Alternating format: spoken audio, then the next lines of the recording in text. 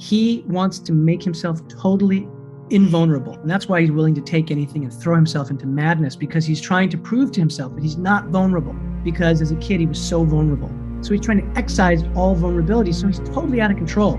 Alfred's not really equipped emotionally to deal with suddenly having to raise a child.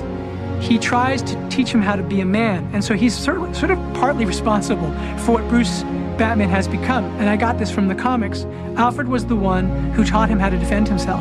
Alfred was the one who gave him these tools, and that came from him being able to fight as somebody who was former MI6. He would probably tell you he was doing it to improve the city, but the degree to which it's personal is beyond, I think, even his understanding at this point. One of the reasons that I chose the Riddler, they were two sides of the same coin. You know, in a way, the Riddler doesn't have a problem with that line. He crosses it, but Batman comes dangerously close to crossing that line. If Gordon didn't come and stop him, he would have killed this guy, absolutely. That's how out of control he is. And I didn't want there to be mastery. I wanted him to be seat of his pants.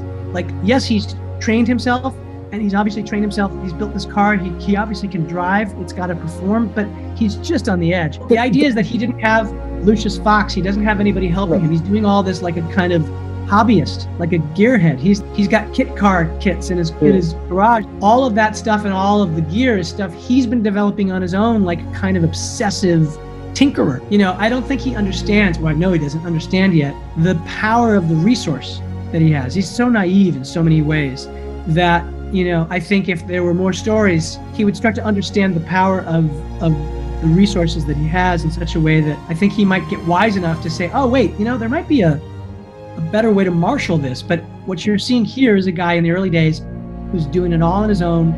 He's putting it together on his own. That's why you can see the seams on everything. You can see the scratches and scrapes. He doesn't have a total technical precision.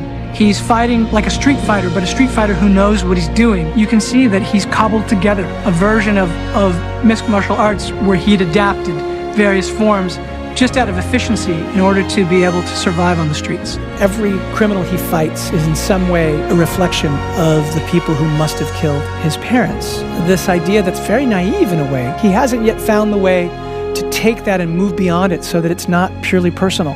It's purely personal. And this idea is all about not really knowing any other way to cope because it's unbearable for him. And he's never really going to be able to cope with that, which is why he's perfectly suited to being Batman. He can't let people get that close to him, and he's driven to continue to do this, to give over his life to this mission. And it starts as a personal mission, but he has to come to understand by the end of the story that it has to be more than that it can't just be a mission of vengeance for himself, that he has to represent more for the city. And this is the beginning of that.